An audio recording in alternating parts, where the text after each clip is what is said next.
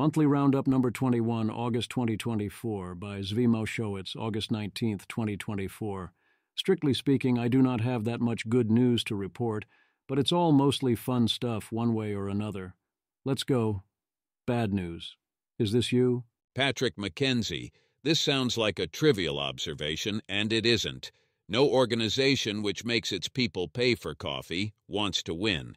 There are many other questions you can ask about an organization, but if their people pay for coffee, you can immediately discount their realized impact on the world by greater than 90%. This is not simply for the cultural impact of stupid decisions, though goodness, as a Japanese salaryman, I have stories to tell. Management, having priced coffee, seeking expenses to cut, put a price on disposable coffee cups and made engineers diligently count those paper cups. Just try to imagine how upside down the world is when you think one of the highest priority tasks for a software engineer this Monday is updating the disposable coffee cup consumption spreadsheet. And no, Japanese megacorps are not the only place where these insanities persist, and there are many isomorphic ones. Dominic Cummings, Ceph number 10 Cafe. One of the secrets of my productivity, such as it is that I know many but not all of the things to not track or treat as having a price. Can you imagine thinking it was a good idea to charge the people at No 10 for coffee? Well, bad news. Tyler Cowan asks, why do we no longer compose music like Bach? Or rather, why do we not care when someone does, as when Nicholas Mathis, born 1981, produced high quality, if not as high quality as Bach's best, Bach-style work. All reviews strongly positive, stronger than many older musicians who are still popular, yet little interest. To me, the answer is simple enough. There is quite a lot of Bach and many contemporaries, and we have filtered what is available rather well and turned it into a common frame of reference. One could listen to that music all of one's life, and there is still plenty of it. Why complicate matters now with modern mimicry, even if it is quite good? In popular music, there are cultural reasons to need new music periodically, even if it is only variation on the old. Yet we are increasingly converging on the classic canon instead, except for particular new music spaces. And I think we are right to do so. The fabrication of the Venezuelan election wasn't even trying. This matches my model. Yes, it is possible to generate plausible fake election data that would make fraud hard to prove, but those with the fraudulent election nature rarely do that. Often they actively want you to know. The point generalizes well beyond elections. Indeed, it seems that in the wake of his new 0% approval rating, Maduro is going full Stalin, with maximum security re-education camps for political prisoners. Also the anti-Semitism, and I could go on. The playbook never changes. I am guessing this happens a lot, including the he admitted part.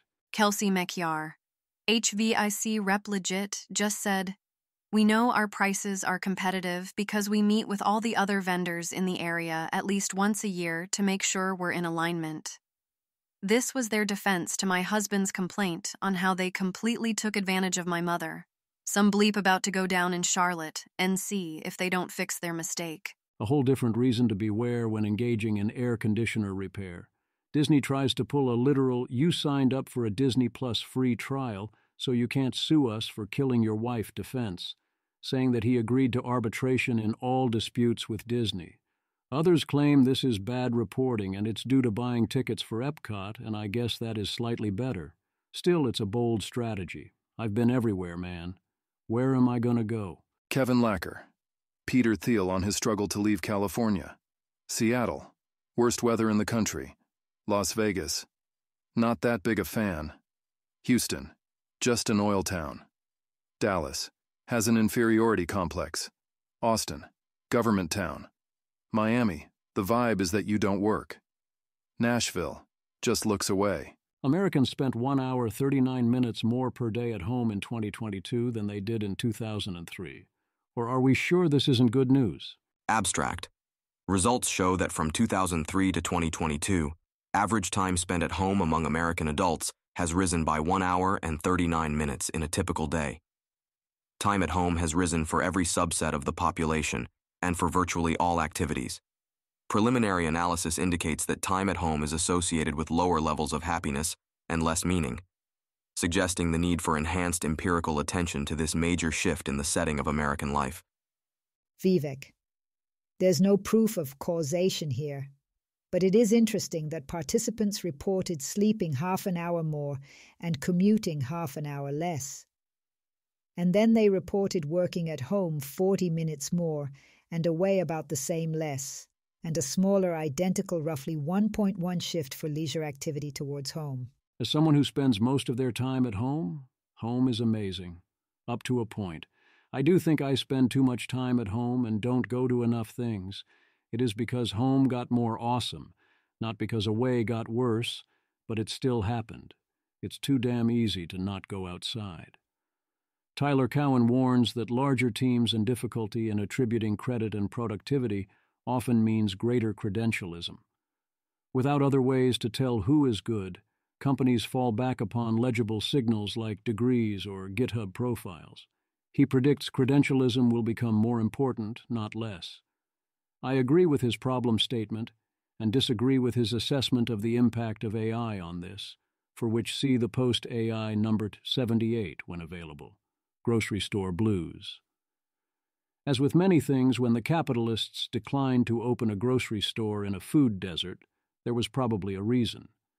In this case, the reason was there aren't that many people around and they mostly prefer to shop at a dollar store or a relatively far-away Walmart or other store anyway because it is cheaper.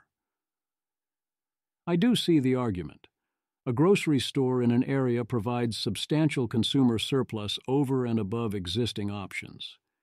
It is not crazy to think that such a store could be socially good, even if it is not profitable. The problem is that these are poor communities. We might think what the inhabitants want is fresh produce and better availability of otherwise healthy food. The residents disagree. Their revealed preference is that what they need are lower prices, the ability to buy in bulk and feed families for less, and independent stores have higher supplier costs, which is another way of saying that consumers mostly prefer the big businesses and their lower prices. Yes, they like having easily available fresh lettuce and a store that is closer, but how much are they willing to pay for that? Not much, as it turns out. What would happen if we broke up the big supermarket chains, including Walmart? Or if we invalidated their deals with suppliers and forced such suppliers to price match for other customers? There is certainly actively talk of going after big grocery. The problem is that where big grocery is using its market power is primarily not to raise prices on customers, but to lower prices charged by suppliers. If you destroy that, you do not lower prices and make consumers better off. You raise prices and make consumers worse off. This could also offer perspective on all the talk about supposedly predatory evil capitalist grocery chains and how they are supposedly engaging in price gouging while their profit margins are 1.5%. And often their retail prices are better than some wholesale prices. In conclusion, future Russian President Boris Yeltsin visits a Houston supermarket in 1989. Good news, everyone. On the congestion pricing front, NYC Comptroller Brad Lander has filed 2 new lawsuits to challenge Hochul's shameful indefinite pause order. Attempts to replace the lost revenue remain stalled, whereas Congressman Hakeem Jeffries betrays NYC calls the pause in congestion pricing reasonable. No. Track records of various people on manifold. I no longer am mysteriously winning actual 100% of the time, but it is going well. One big opportunity in the election prediction markets is the spread between Electoral College and popular vote. Nate Silver thinks there is a 12% chance that Kamala Harris will win the popular vote, but not the Electoral College.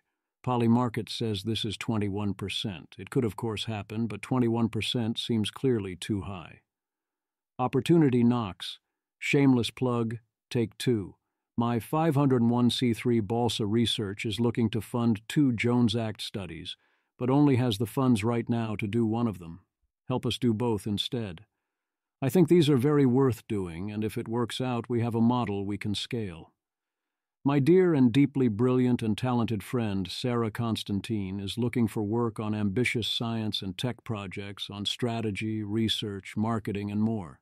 Here is her LinkedIn, an in-depth doc, and her Caldenly. You should hire her. But also, if you cause her to move out of NYC, I will not forgive you, you bastard. YC is doing a fall batch. Deadline is August 27th, so move fast. If you are considering doing this, then you should do it. If you think you're applying too early or without enough done yet. Paul Graham. I was sent stats for the YC board meeting tomorrow. The second number is the fraction of companies with no revenue when YC funded them. High is good because it means we're investing early. If this doesn't convince you that you don't have to wait to apply, I don't know what will. Adam Veroni, can you apply with just an idea? Paul Graham, yes, many people do. If I wasn't already so deep into my writing and didn't have a family, especially if I was younger, I would 100% be applying and assume I was getting positive selection. If I was accepted, it would be a big sign I should do it and a giant leg up doing it. I also would note that this is an example of how metrics, especially involving revenue, can get very weird with venture capital.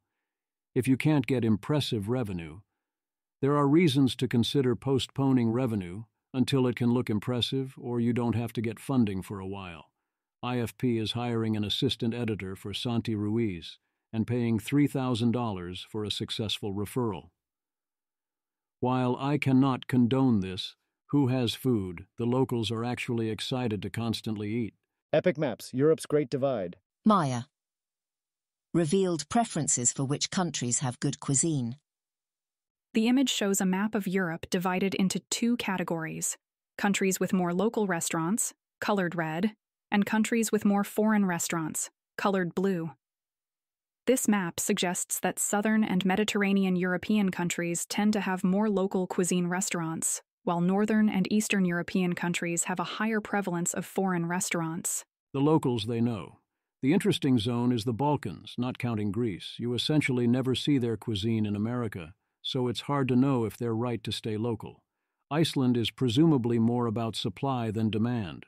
Otherwise, the border seems to clearly be in the right place. Tyler Cowen offers thoughts on ranked choice voting, saying it reduces negative campaigning and calling it a voting system for the self-satisfied. Yes, it has a moderating influence, but it also opens the door to real change and third parties or independent runs. Tyler has made several similar arguments recently, essentially saying that it is good to shake things up and let essentially arbitrary major party groups govern despite minority support and see what happens if things are not by default going well, which he believes they are not. This is at most a highly second-best approach, especially given who I expect to most often be doing the shaking up. He doesn't get too deep into the game theory here, given the venue, so I will finish by noting that I do think that if you are going to do something complex, RCV is the way. It has theoretical game theory issues, but from what I can see, the similar issues for other complex systems are far worse. Anti-social media. BlackBerry invented push notifications exactly so you didn't have to check your phone. The goal is to hit the sweet spot. You want sufficient notifications that a lack of them means you can relax and ignore, without notifications that hijack your attention. On the instinctive margin, you want less notifications. Twitter to remove the like and comment counts from replies, and soon from the news feed as well. I notice I am confused. This is a really stupid idea. The replies were 90% don't do this. Hazel Appleyard. Do you want X to remove likes/comment counts from replies? Yes, 8.2%. No, 91.8%. Like counts have their downsides. I do like that ACX does not have likes, but in the context of Twitter, it is necessary to have that context. And taking out the reply counts is madness. Taking reply counts out of the news feed? That would be complete and utter insanity. You don't know if there are replies unless you click through. What the hell? The question to me is not, is this a good idea? It is this the kind of thing that does enough damage to endanger Twitter? In its full version, I think it very much might. Emmett Shear. As a very small investor in Substack, Maybe I should be rooting for this change. It's the first idea I've seen that's so bad that it could actually destroy Twitter. Incredible stuff. Reminds me of when Dig self-destructed and thrust Reddit into the lead. Making a tool much shittier does mean it's harder to do bad things with it. I suppose that's true.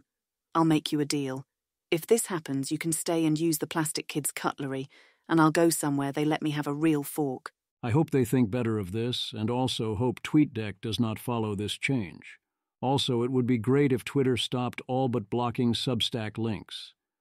We keep seeing results like this. 41% of people in this survey would enter a utopia-level experience machine. 17% would do it purely if it was better than real life. And I am guessing this group is less inclined to do so than many others. This is the experience machine from the thought experiment. You would obviously never plus into the experience machine. Something is very wrong. Technology advances. A bizarre claim that the Pixel Watch has a terrible UI, especially by not automatically showing notifications, and this was largely because Google didn't force those building its products to switch away from iPhones and Apple Watches.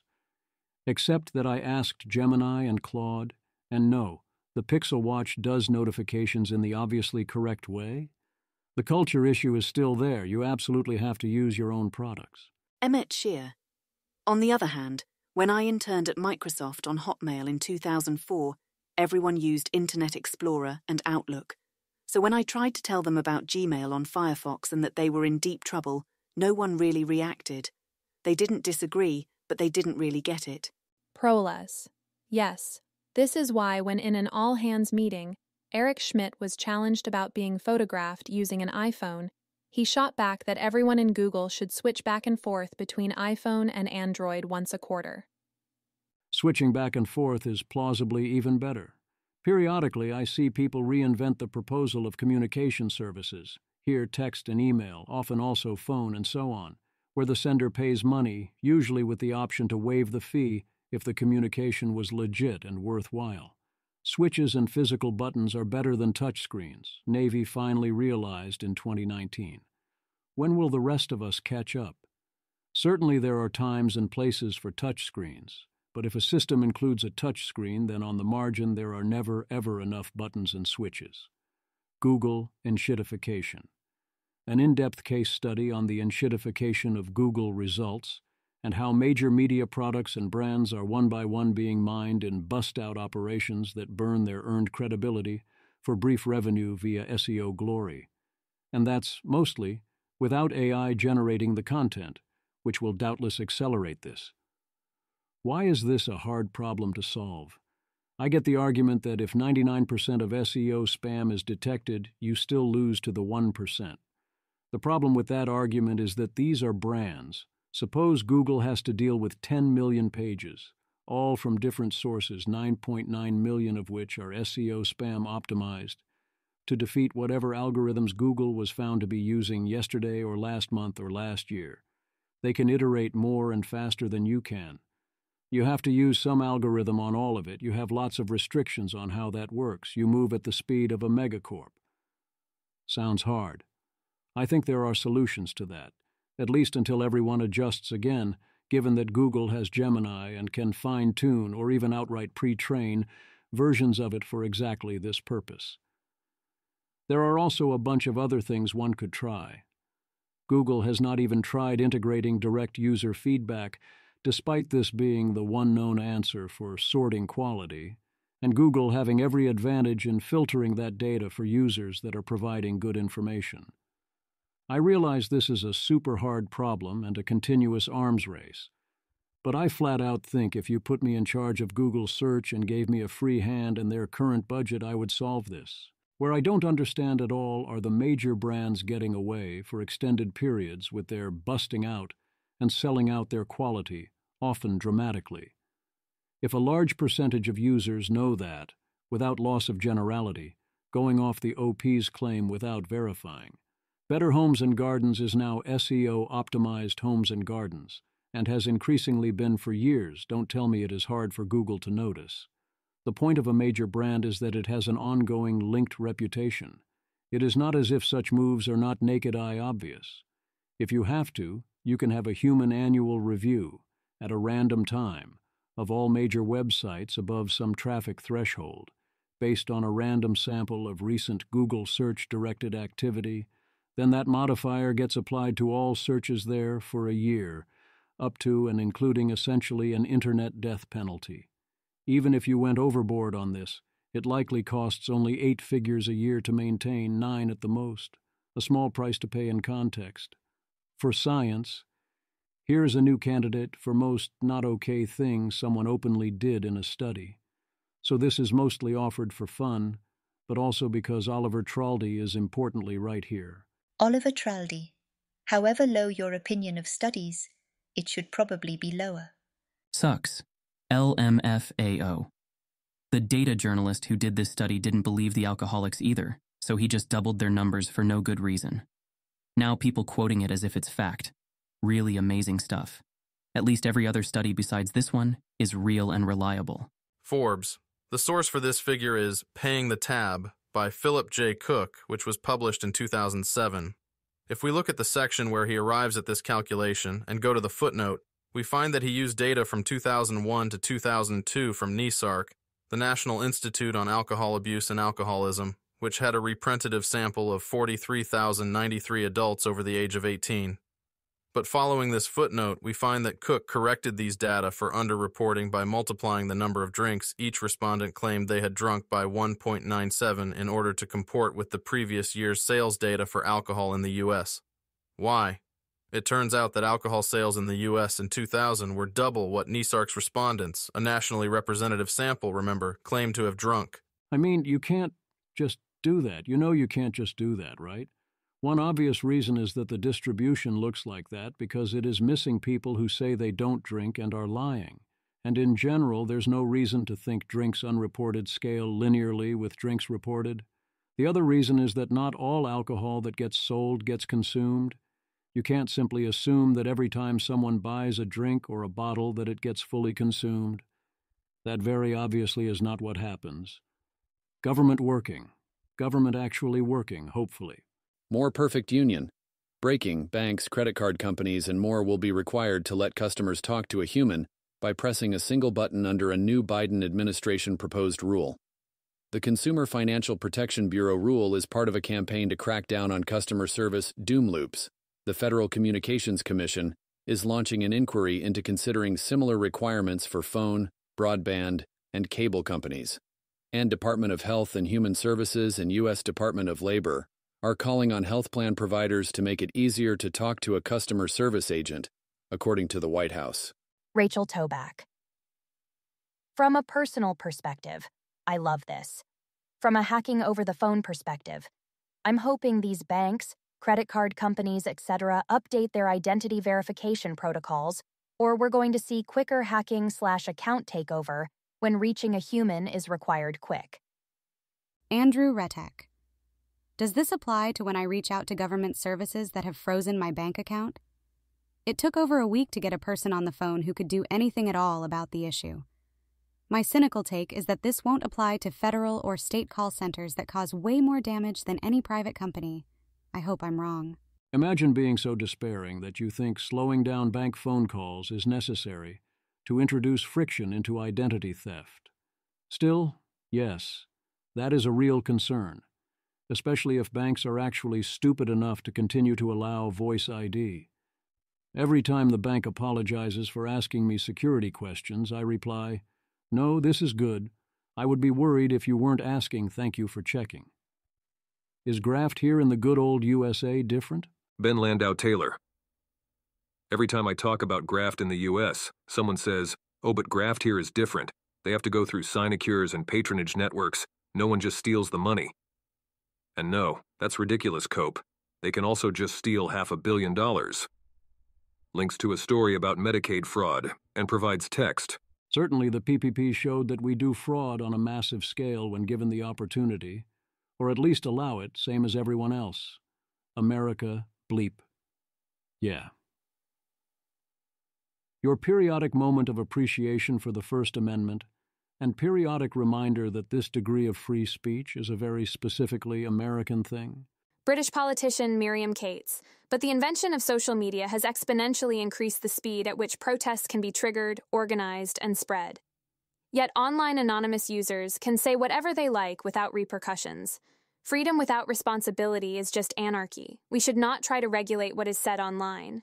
But what keeps society civilized offline is the accountability of being responsible for what you say. Online anonymity is destroying the values and virtues that underpin peaceful society: responsibility, dignity, empathy. Richard Ngo. Absolutely disgusting behaviour from British authorities, who are becoming more authoritarian on a daily basis. I lived there for 6 years, and the decline since then has been deeply disappointing. If Brits can't retweet what's going on, then the rest of us will have to. Joe Rogan. The fact that they're comfortable with finding people who've said something that they disagree with and putting them in a bleeping cage in England in 2024 is really wild. Especially, they're saying you can get arrested for retweeting something. Or here's a call for militant democracy, which means shutting down the opposition's media entirely. Or here's the UK National Health Service data analytics blaming Twitter having private likes for the UK's riots. 3,300 people in the UK were arrested in the same year for social media posts, or it seems even for posting in private. François Valentin. In the UK, you can get arrested and sentenced to prison for offensive jokes in a private WhatsApp group. I'm not an American free speech absolutist, but such a vile overreach by the state could radicalize me. As in 20 weeks for offensive jokes in a WhatsApp chat group with friends, what? Also Come and Take It has never applied more. Fox News. UK Police Commissioner threatens to extradite jail US citizens over online posts. We'll come after you. Cat Canada US citizens, are you scared? In summary. Crown Prosecution Service. Think before you post.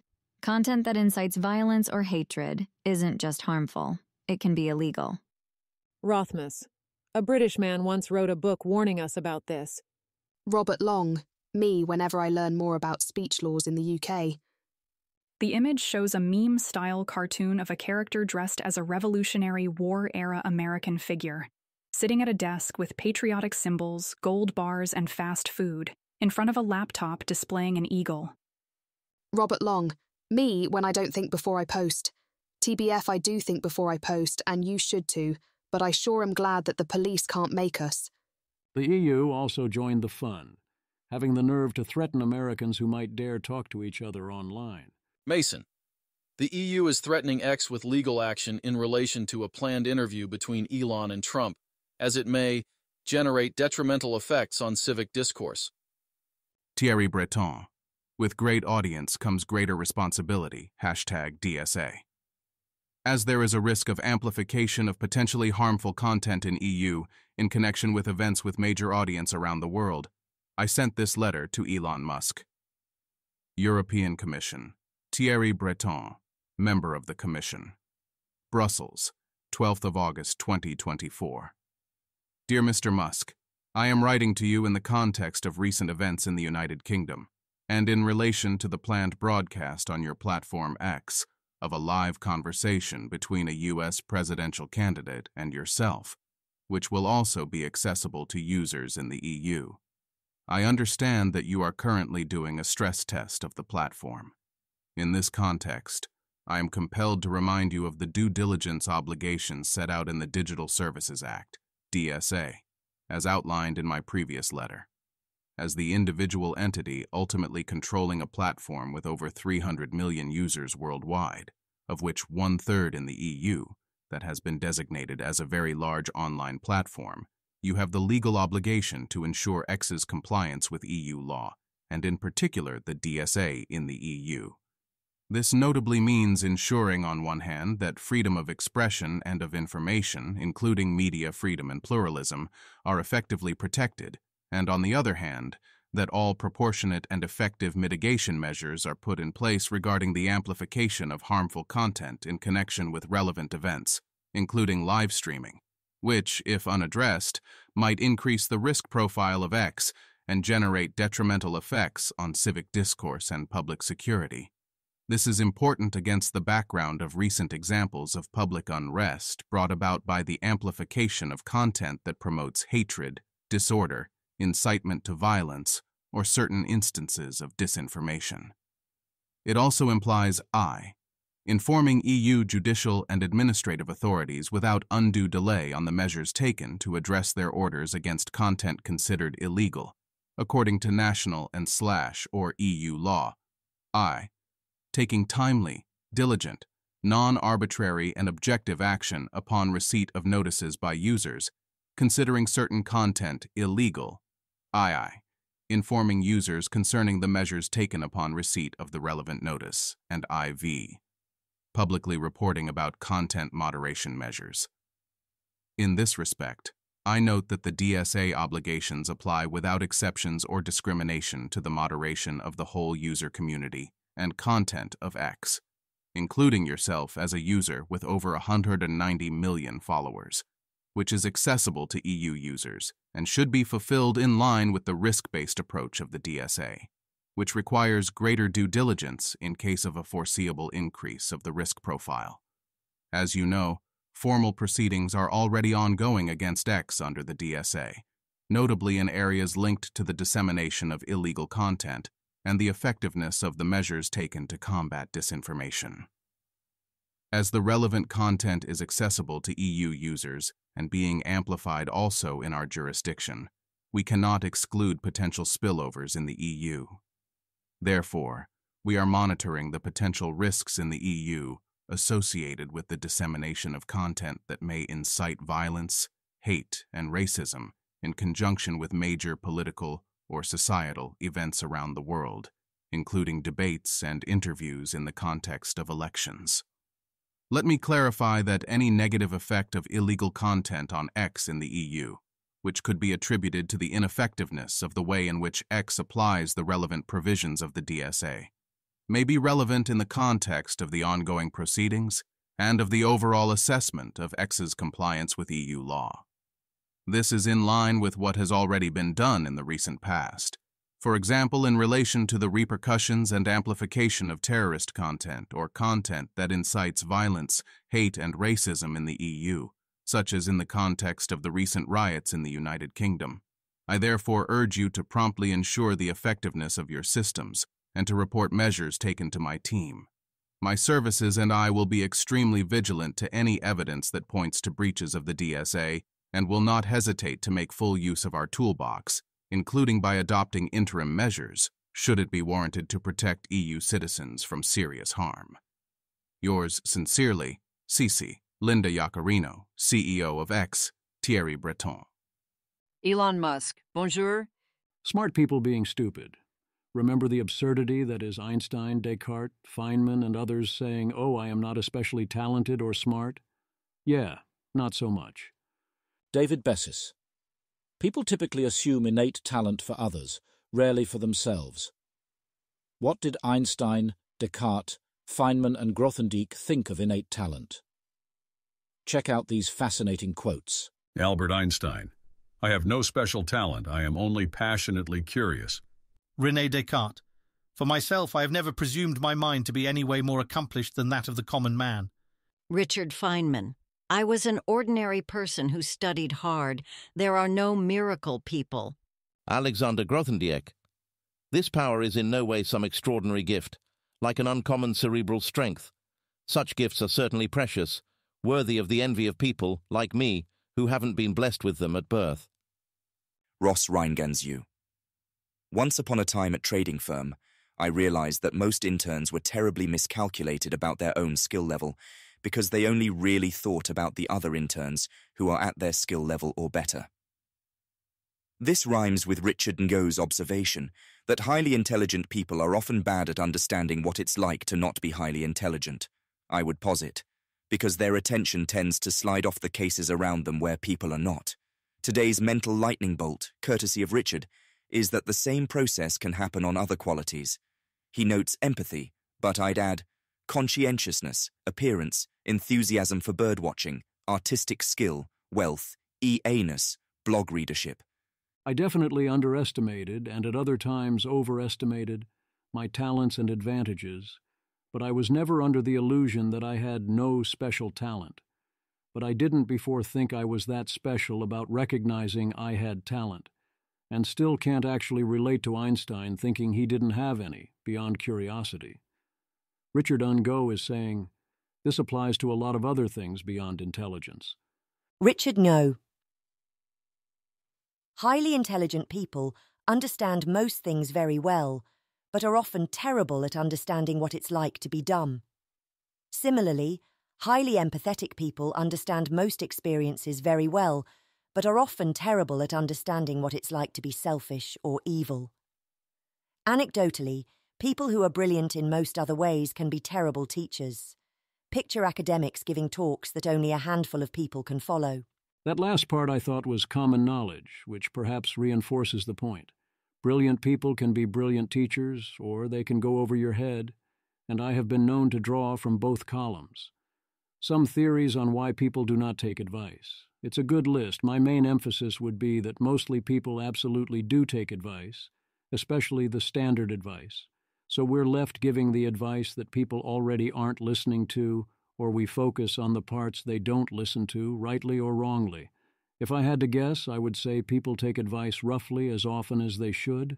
More speculation on why Rome never had an industrial revolution, this time from Maxwell to Baruch.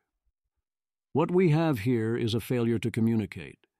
Music as intentional barrier to communication, to facilitate communication.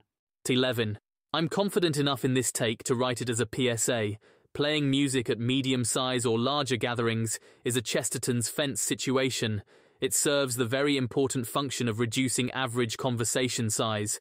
The louder the music, the more groups naturally split into smaller groups, as people on the far end develop a, usually unconscious, common knowledge that it's too much effort to keep participating in the big one, and they can start a new conversation without being unduly disruptive. If you've ever been at a party with no music, where people gravitate towards a single, or handful of, group of 8+ people, you've experienced the failure mode that this solves. Usually these conversations are then actually conversations of 2 to 3 people with 5 to 6 observers, which is usually unpleasant for the observers and does not facilitate close interactions that easily lead to getting to know people. By making it hard to have bigger conversations, the music naturally produces smaller ones. You can modulate the volume to have the desired effect on a typical discussion size. Quiet music, e.g., at many dinner parties, makes it hard to have conversations bigger than roughly 4 to 5, which is already a big improvement. Medium volume music, think many bars, facilitates easy conversations of 2 to 3. The extreme end of this is dance clubs, where very loud music, not coincidentally, makes it impossible to maintain conversations bigger than 2.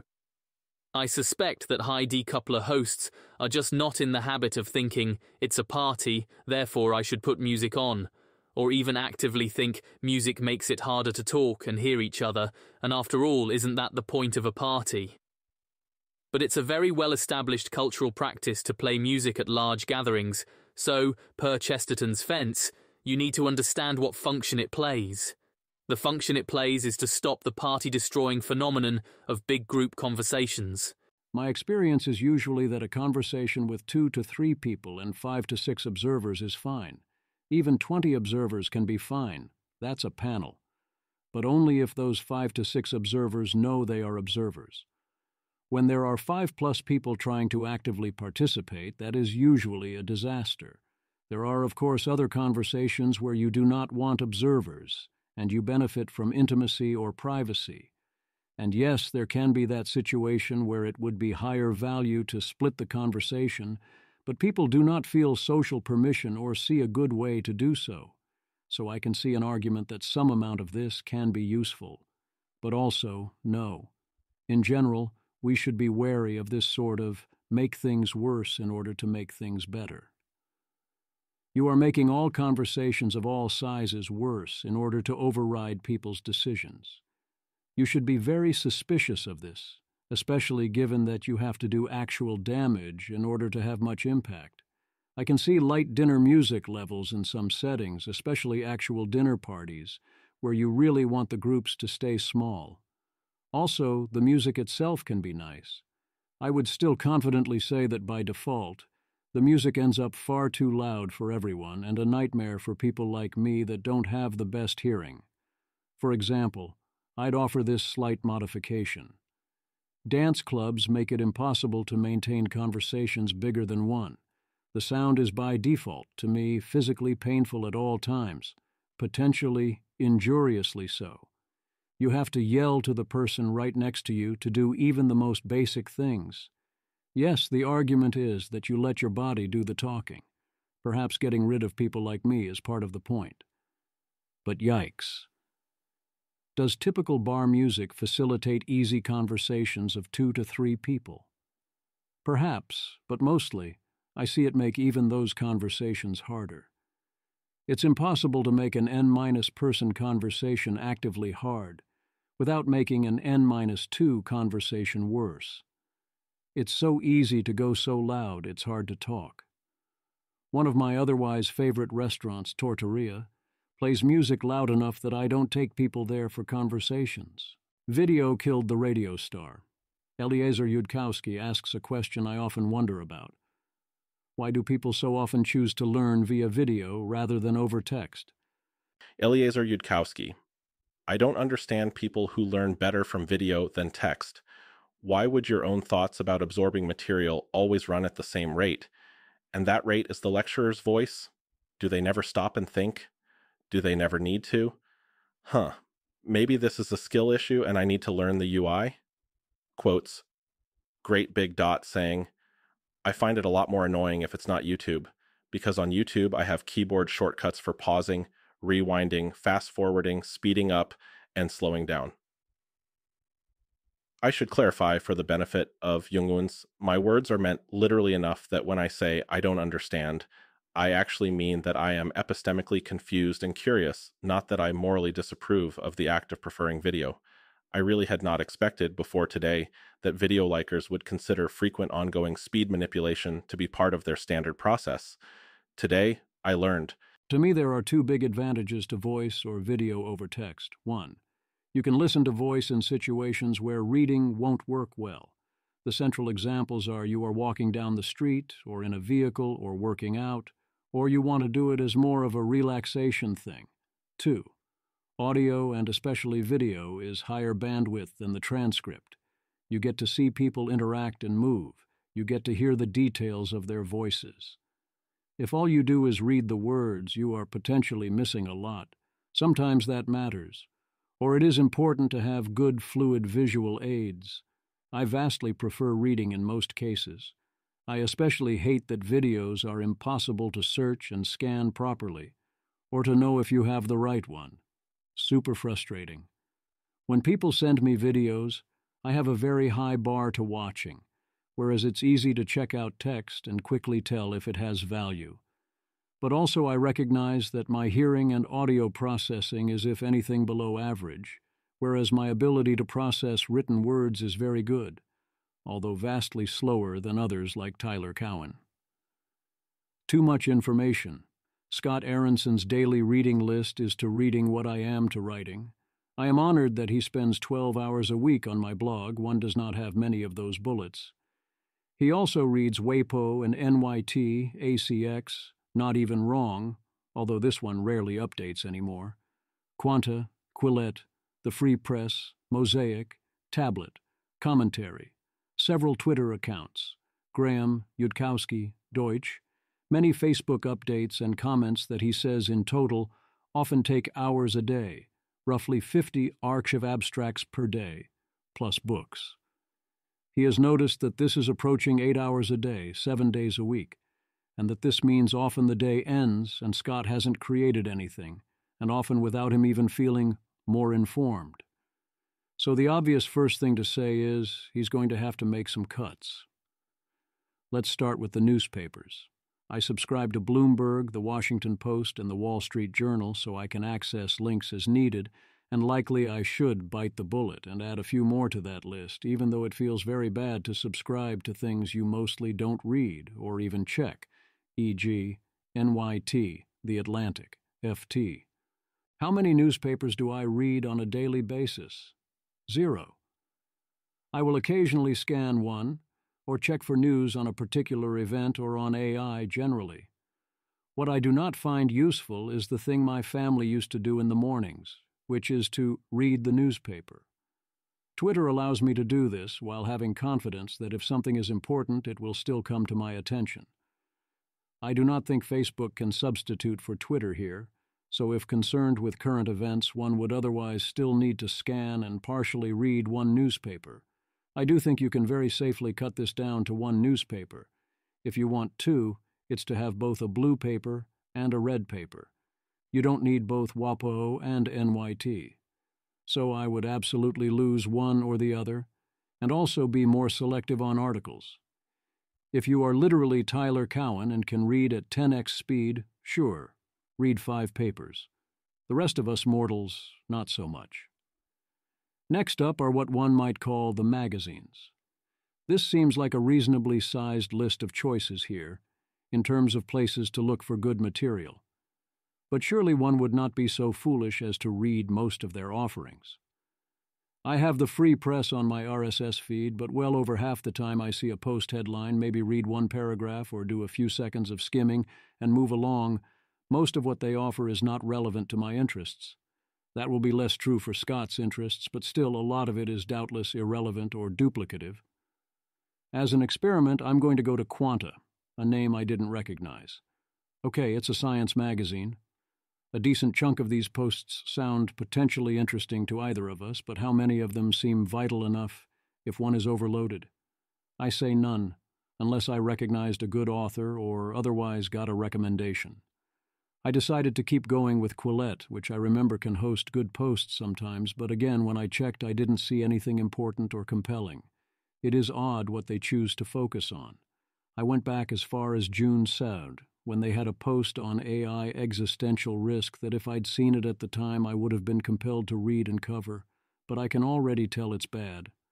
I tried the least uninteresting other teaser about the X trilogy, since I've seen 2 of them, and it was a snooze fest, so I would definitely use the you need a reason rule here, as I do on every magazine-style website. If it's worthwhile, you'll find out. At most, check once a month and see what catches your eye with a short hook. Then there's Facebook. One of the decisions I am most happy with is that I am not on Facebook, although many others could say the same about Twitter. Given I'm writing this, I checked it again, and wow, the feed was stupider than I thought. If this is taking hours of reading, that's got to be a big mistake. If it's a place to chat with friends, sure, I could see that working and being worthwhile.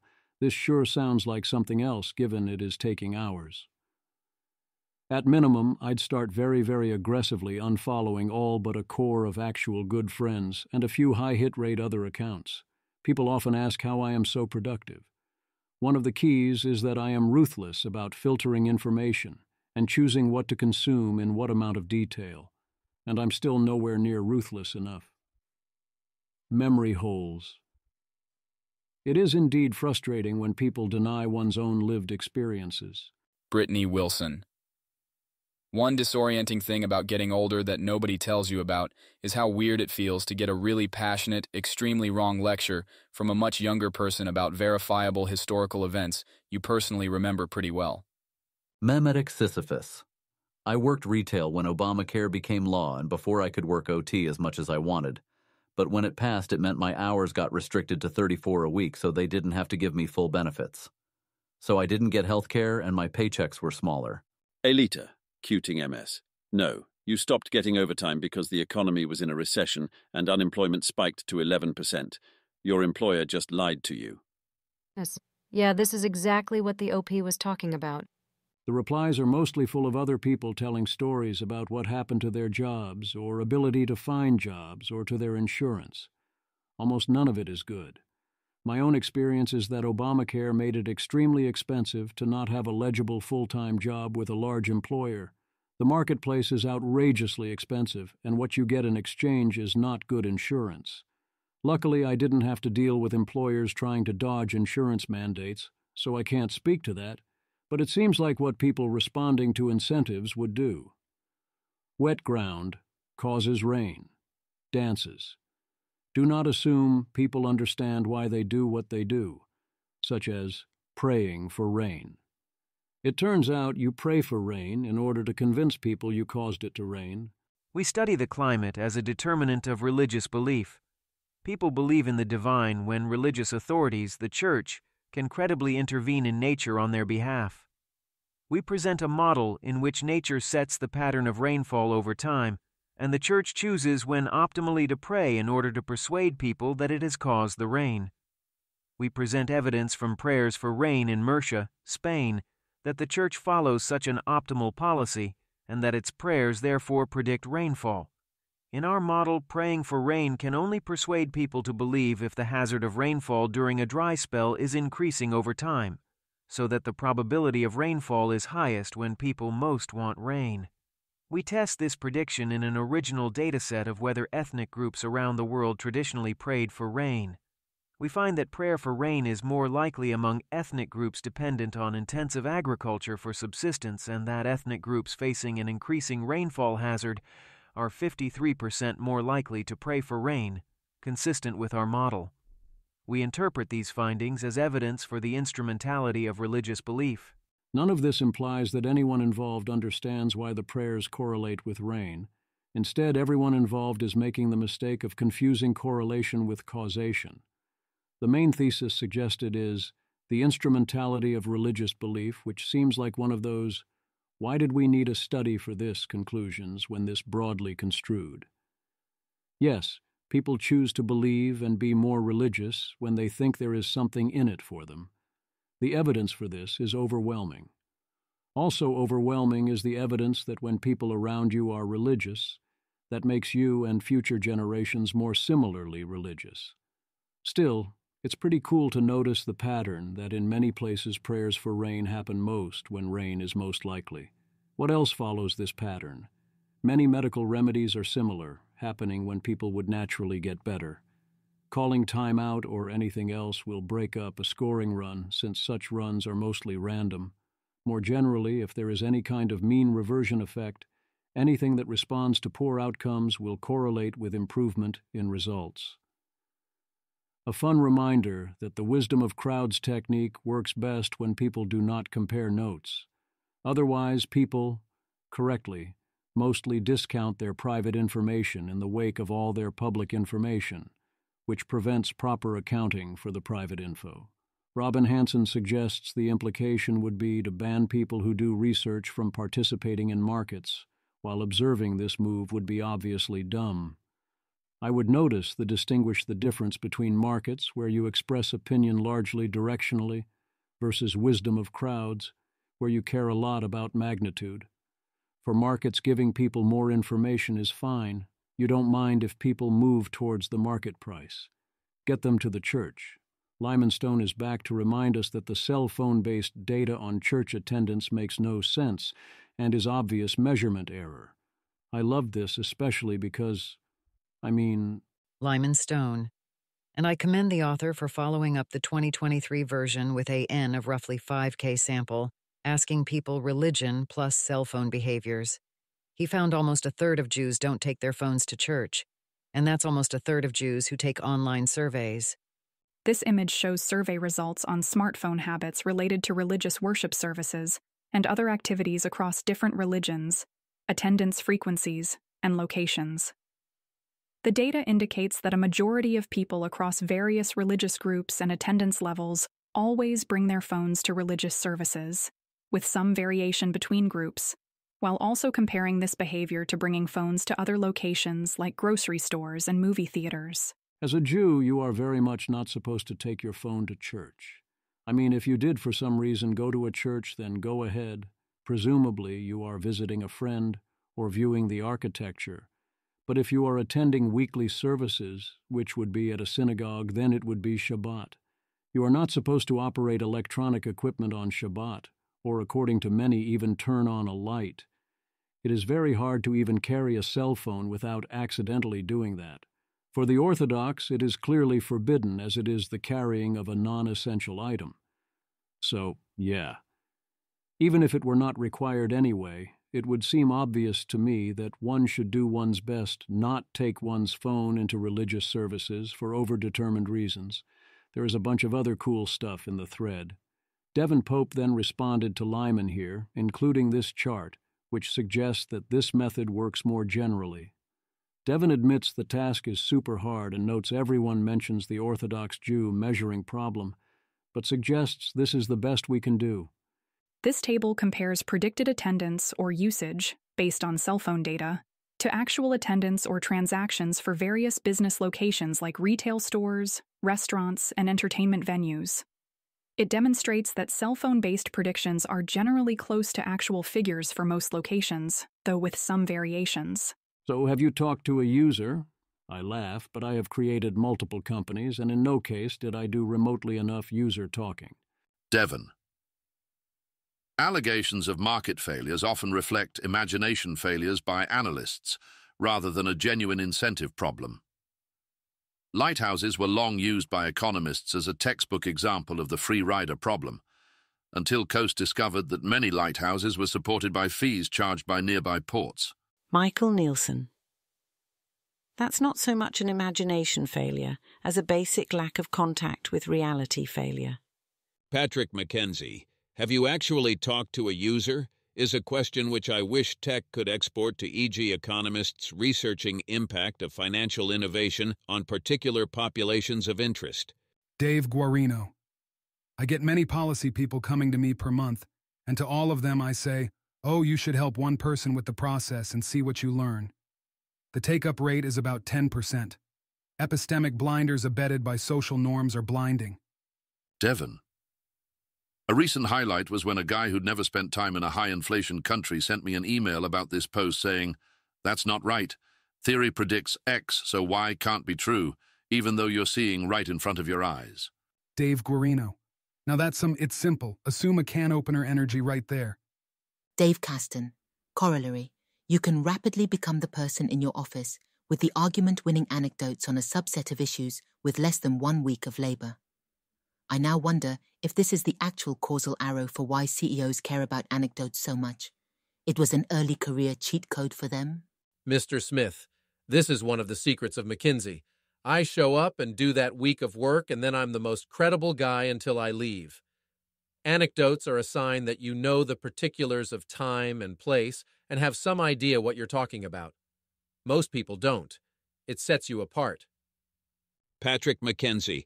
An internship project worth doing at any age. Go out into the world, learn one relevant thing, write it down, then bring it back to us, who are equally capable of going out into the world and writing things down, but will not do this. I have literally suggested this to interns over the years, but it was also my default marching order for my executive assistant. If you don't know what to do, to learn one interesting thing and write it down. The ceiling for this being useful is crazily high.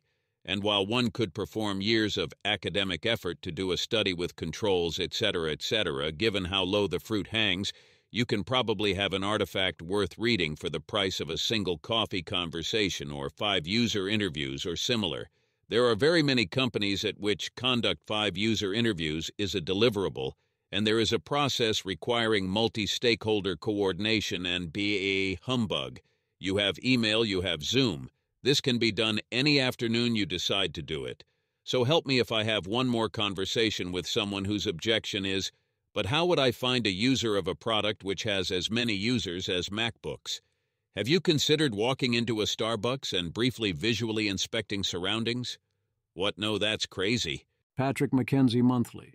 Patrick McKenzie's podcast with Dwarkesh Patel about Vaccinate CA and how that group had to be the ones to tell people where to get vaccinated was suppressed on YouTube out of misinformation concerns, with a banner telling the user to go to the CDC for more information. Good news is by the time I went to YouTube to verify, there at least was no banner, but I can't tell if it is still suppressed. What are my options? Asks the dangerous professional.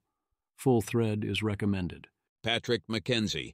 Now returning to why I have learned to ask about options here, if you have someone who is either in a rush or very low sophistication and you guess at a resolution path, you might have them engage that resolution path even if that is a much worse option. Patrick McKenzie explains CloudStrike.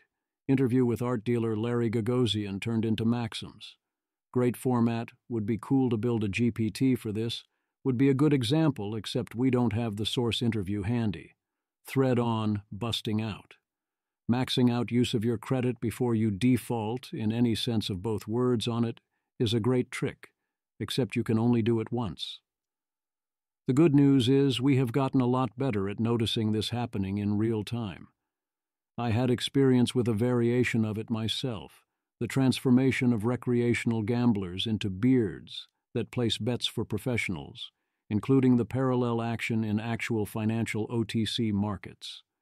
Patrick discusses the question of who his audience is, one way to think about Starlink and Elon Musk. On joining the winning team, I consider pressure to join the winning team to be, in various forms and on various levels, one of the most pernicious forces out there. Indeed, Patrick identifies one of them, that the winning team cares about things other than winning, and will punish you for caring about other things. But also often the winning team very much does not care about other things. Often it cares exactly about being the winning team and supporting those who support the winning team, and will punish any signs of caring about anything else at all. This is very different from the question of, do you want to be right or do you want to win? Which has different answers at different times. People forget that the best way to win, either locally or generally, and especially in the ways that matter most, is often to care a lot, but not entirely, about being right. Patrick McKenzie on deposit pricing, as in banks not paying a fair price for deposits and in exchange providing lots of other costly stuff for free because you can't charge directly for that other stuff, and especially this. Patrick McKenzie. Speaking of which, a professional skill of bankers of the well-off is knowing who you should give the "we'll knock a percentage point off your new mortgage if you have $1 million in deposits" pitch to, who you should give the pitch to while winking, and who you never pitch. Then there's Wells Fargo, where the banker will give that pitch for 50 BPS, not a full 1%, allow you to include other assets like stocks, and then when you flat out ask, "Are you expecting me to keep those assets with you after we close?" will tell you he does not in any way expect you to keep those assets there after the close. Your horoscope for today. Spencer Greenberg tests whether astrology works using a cool methodology. He shows lots of astrologers about 12 people. For each, he provided detailed biographical information and asked the astrologers to pick their true full astrological chart from 5 choices. The astrologers predicted they could do it. Afterwards, they predicted they had done it. As you would expect, they hadn't done it, with a success rate under 21% versus a pure chance rate of 20%, and none of them getting more than 5 charts correct. Indeed, they failed even to agree on the same wrong answers. Even the most experienced astrologers only agreed with each other 28% of the time. Shea Levy said this was still a win for astrology, because it indulges and legitimizes obvious nonsense despite showing that it is indeed nonsense. Spencer points out that 20% of Americans say they believe in astrology, and also, I don't see this as legitimizing anything. Even I have encountered enough believers that having more convincing responses is highly useful. Sarah Constantin. Disagree. We live in an eternal September world. There are people who don't know. Astrology doesn't work. Every now and then, somebody has to explicitly argue against an obviously dumb idea or debunk an obvious superstition. It renews the credibility of science/inquiry. There's an argument for not bringing more attention to bad ideas because you're giving them a platform. But astrology is already hugely popular. Spencer has a gift for doing lots and lots of social science stuff that I'd find too dull to do myself, including this study. But there's nothing intellectually wrong with it. I'm glad somebody's doing the debunking thing with high standards.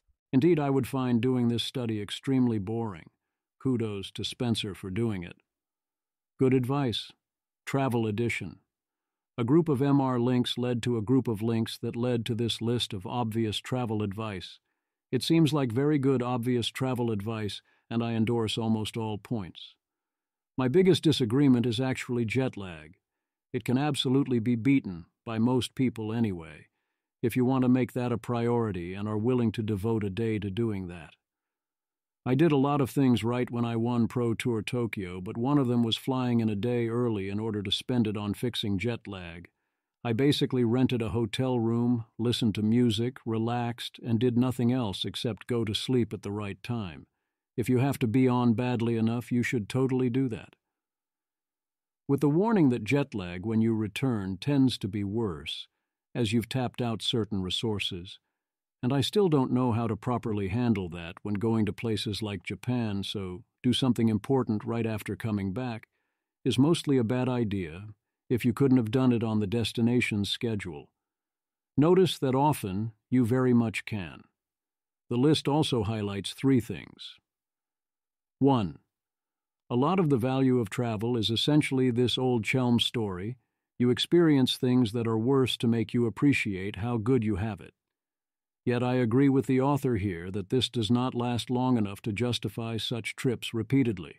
Get vaccinated once, but booster shots are not worth the side effects. 2. Travel is all about mindset and actual value and who you are with. A lot of travel is about performing a vacation or a trip. Also, some people enjoy the anticipation and preparation work. Whereas for me, I've learned that basically the only good reason to travel far is to see particular people. It's who you are with, and that's something I can have a good attitude about. But otherwise, why not have the vacation nature at home or close to home? This is especially true in a place like New York City. There's so much available close to home that you've ignored. 3. Most vacation or for fun travel is not, as it is actually done, worthwhile unless it is a proper quest. Tyler Cowen seems to know how to get a lot out of travel, but you are not going to do what he would do even if you follow the obvious advice. Sports go sports. Our Olympic team is mostly based in San Francisco, in the Atlantic Coast Conference. Eric Brynjolfsson. Athletes from 4 California universities won 89 Olympic medals. The United States won 126 total. Athletes from Stanford University alone won more medals than all but 7 countries in the world. Olympic success is a choice. You have to want it. Caitlin Clark started off slow in the WNBA due to the learning curve, but she adapted, and now her numbers are rather insane. She did not make the Olympic team and its probable gold medal because the team was selected a while ago and one could not be confident it would go this way, which is bad for the sport, but that's how these things go, and it's good not to warp selections for marketing, even if in this case it would have worked out. Are you ready for some football? Best non-conference games of 2024. 1. Texas versus Michigan. 2. Notre Dame versus Texas A&M. 3. LSU versus USC. 4. Notre Dame versus USC. 5. Florida State versus Notre Dame. 6. Miami versus Florida. 7. Tennessee versus NC State. 8. Penn State versus West Virginia. 9. Arizona versus Kansas State. 10. Clemson versus Georgia. 11. Iowa State versus Iowa. 12. Colorado versus Nebraska. 13. Alabama versus Wisconsin. 14. Boise State versus Oregon. 15. Memphis versus Florida State. 16. UCF versus Florida. 17. Louisville versus Notre Dame. 18. Florida versus Florida State. 19. Notre Dame versus Georgia Tech. 20. Kansas State versus Tulane. The top of this list is very good. Some rather awesome matchups, however, if falls off quickly. On average, there is only about 1 exciting non-conference game per week. Also, some strange rankings here. And as a Wisconsin fan, I must ask, we wanted Bama? Why would we want Bama? Aside from playing great games is really cool, which it is. With the end of the 4-team playoff era, hopefully we can see more great games. If you have any chance to actually be national champion, a game like this is highly unlikely to actually keep you out under the new system. Gamers gonna game. Game. How many elite chess players cheat? Chess.com analysis of its big titled Tuesday events says between 1% and 2% of players, and roughly 1% of event winners. They are responding by making cheating bans on major plays public rather than quietly closing accounts to fix the incentives. The obvious question is, can they reliably tell who is cheating or not? If they can, then the 1% that cheats will get caught by automated checks, and we should not have a big issue. If they cannot tell, how do they know how many people are cheating? It is easy to catch someone who suddenly plays like stockfish. It seems next to impossible to catch a cheater who does something sufficiently subtle, especially if the cheat is in the negative, and all it is doing is avoiding some portion of your mistakes. And you do not make the mistake of using it only with high leverage. As usual, I presume what is actually protecting us is that cheaters never stop. It takes a lot to be good enough at chess to play at an elite level, even if you use subtle cheats. Once you start using subtle cheats, it is not long before you get greedier with them. All growth in MMO gaming revenue after 2004 comes from increasing spending by whales. A large portion of the gaming world is completely dominated by whale revenue, who QCU describes here as the bored children of tycoons in the developing world. The rest of the players either play for free or they spend amounts too small to matter. The point of all the masses being there is to provide the social context for the whales to enjoy spending their money, plus the opportunity to try to convert a tiny portion of them into whales. That's it. The extended thread goes into various dynamics involved. The simple rule in response to this is, of course, if the game allows any form of pay to win or other whale play, then it is not for you. It will make your life miserable in order to motivate whale purchases, use timed actions, and delayed variable rewards. It is a Skinner box. Get out. Spend your gaming time in places where there is a hard upper limit on what can meaningfully be spent, cosmetics excluded, sufficient for the game to be optimized for the average player, and not for the whale. Ideally, stick to games where there is a fixed one-time or subscription fee and nothing else. Collectible card games are a weird case, where the good ones, like Magic, The Gathering, are good enough that they can survive quite a bit of heavy spending and justify their costs. But notice the difference between paper Magic, where you can reasonably spend your way out and recoup through trade, and Magic Arena, where the price for getting out of the grinding entirely is prohibitive. You might opt into Arena anyway, Magic is that good, but the need to minimize costs will warp your actions a lot. Extend this to other non-game activities as well. The club where people spend money on tables and drinks and women as eye candy to show they spend money. Don't go there unless your business networking demands it. From 2023, Reed Duke tells you everything you need to know about Vintage Cube. There were more discussions this month about collusion and related issues in Magic. One note by Sam Black is that the ability of players to cooperate on prize splits, on draws, and to otherwise help each other was indeed very helpful in forming a positive community. It was one more incentive for everyone to stay on good terms, and when you had a chance to help someone out, it reliably won you a friend. And I definitely don't think we need draconian penalties for people who say the incantation's wrong, especially regarding prize splits. I understand the argument that scooping or even splits can be damaging to tournament integrity. I even hear the arguments against intentional draws, but I disagree and find such arguments mostly misplaced. I especially hear Jerry Thompson's point that it would be better if we didn't have vastly asymmetric rewards for winning particular matches, and that the solution is to fix the incentive design. Proposed solutions within a tournament include expanding use of the rule of first players to X wins automatically make top 8, which seems great. You could go further, if you wanted to get a bit messy, in engineering the last 1-2 rounds into an explicit bracket, where opponents had identical incentives the way they do in the top 8.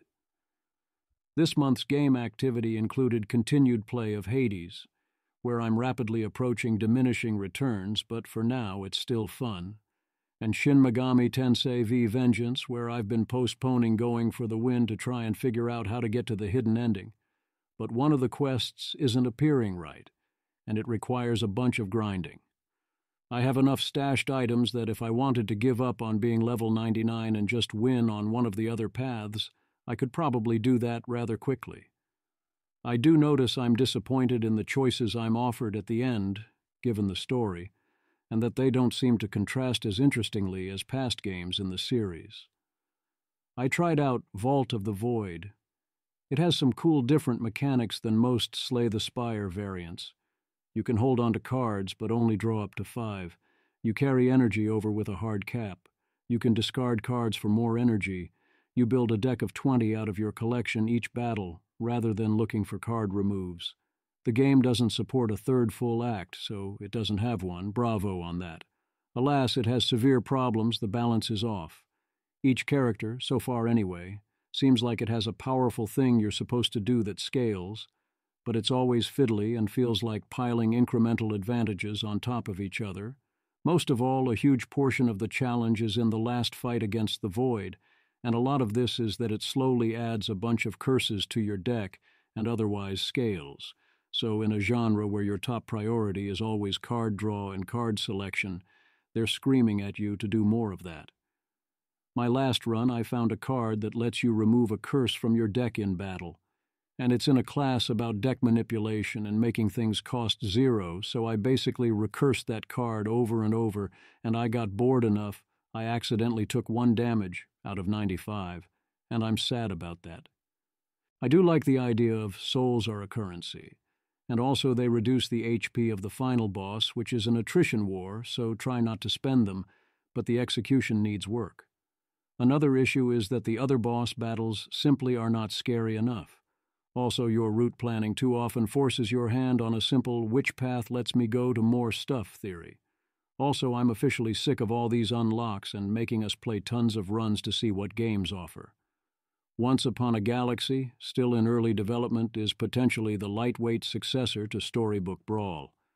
I've given a try, and it can be fun. I do miss the complexity of Storybook Brawl, but others might appreciate something lighter. Storybook Brawl had really quite a lot going on, and while I miss, for now, playing against other people directly, being able to proceed at your own pace and never wait or feel time pressure is nice. The lighter side. The Mercury News Chevron to move headquarters from California for Texas after warning on regulation. John Arnold, what took you so long? Deference, presumably, so much this. David Perrell. The 404 page on the Financial Times is a work of genius. Financial Times? Why wasn't this page found? We asked some leading economists. Stagflation. The cost of pages rose drastically, while the page production rate slowed down. General economics. There was no market for it. Liquidity traps. We injected some extra money into the technology team, but there was little or no interest, so they simply kept it, thus failing to stimulate the page economy. Pareto inefficiency. There exists another page that will make everyone better off without making anyone worse off. Supply and demand. Demand increased and a shortage occurred. Classical economics. There is no such page. We are not going to interfere. Keynesian economics. Aggregate demand for this page did not necessarily equal the productive capacity of the website. Malthusianism. Unchecked, exponential page growth outstripped the pixel supply. There was a catastrophe, and now the population is at a lower, more sustainable level. Neo-Malthusianism. To avoid unchecked exponential page growth outstripping the pixel supply and leading to an inevitable catastrophe, we prevented this page from being conceived. Marxism. The failure of this page to load is a consequence of the inherent contradictions in the capitalist mode of production. Laissez-faire. Capitalism. We know this page is needed, but we can't force anyone to make it. Monetarism. The government has limited the number of pages in circulation. Efficient markets. Hypothesis. If you had paid enough for the page, it would have appeared. Moral hazard. Showing you this page would only encourage you to want more pages. Tragedy of the Commons. Everyone wanted to view this page, but no one was willing to maintain it. Game theory. By not viewing this page, you help everyone else get better pages. Mercantilism. The page is hosted by a foreign web server and is therefore banned to ensure the supremacy of our own software. Trickle down. High taxes on content publishers prevented them hiring the person who would have written this page. Speculative bubble. The page never actually existed and was fundamentally impossible, but everyone bought into it in a frenzy, and it's all now ending in tears. Socialism. If you were to get the page you wanted, you might get a better page than someone else, which would be unfair. This way, at least, everyone gets the same. Behavioral economics. The influence of psychological factors caused you to act in a manner that would not be expected of a purely rational actor. Theory of the second best. The best outcome was unachievable, so you have arrived here instead. That kid has a bright future. Paul Graham. At a startup event, someone asked 12-Yo if he was working on a startup. He convinced her that he had started a company to make hats out of skunks, a restaurant where everything, even the drinks, was made of base, and a pest control company that used catapults. Mandrell, such a bad idea to incentivize kids to do startups instead of enjoying life and leaning as much as possible at school, something PG advises Stanford student to do 10 years ago. Paul Graham. He's not actually starting any of those companies.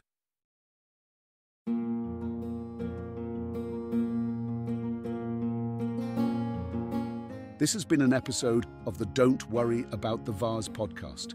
If you enjoyed this podcast, please visit thezv.substack.com to support the author. If you enjoy having AI-narrated episodes, please note this is a listener-supported podcast. To receive new posts and support the cost of creation, consider becoming a subscriber at dwatvpodcast.substack.com. Thanks for listening.